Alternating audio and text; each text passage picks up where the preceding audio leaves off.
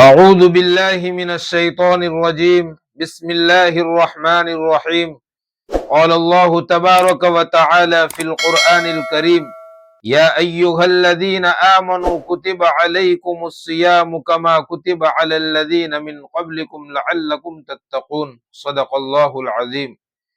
میرے محترم دوستو بزرگو، میں نے قرآن کریم کی جو آیت پڑھی اس میں دو اہم چیزیں اللہ رب العزت کی طرف سے بیان کی گئی ہے۔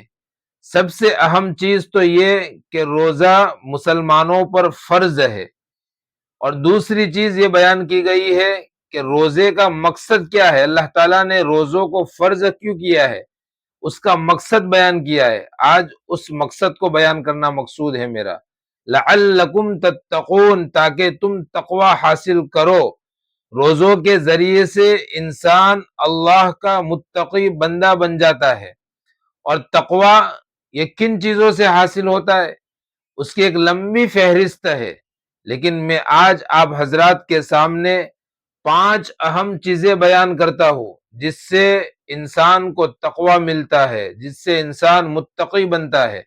نمبر 1، عبادت کی کثرت سے، جتنی انسان عبادت زیادہ کرے گا وہ اللہ کا متقی بندہ بنے گا۔ نمبر 2، خوراک کم کرنے سے، انسان اگر خوراک کم لیتا ہے، کھانا کم کھاتا ہے تو اس سے خواہشات دبتی ہے اور اللہ کی عبادت میں من لگتا ہے، جی لگتا ہے۔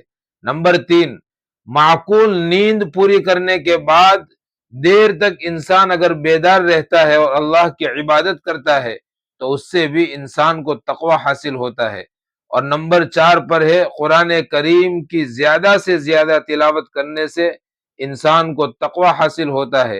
اور نمبر 5 پر ہے انفاق فی سبیل اللہ، اللہ کے راستے میں خرچ کرنے سے۔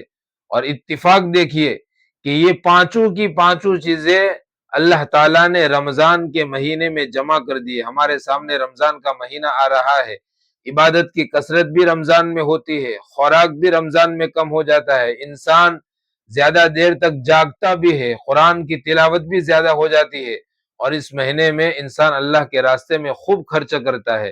تو اس رمضان کے مہینے کے ذریعے سے ہم تقوی حاصل کرنے والے بنے اور اللہ کے متقی بندے بن جائے۔ اللہ تعالی ہم سب کو متقی بنائے۔ وآخر دعوانا ان الحمد للہ رب العالمین۔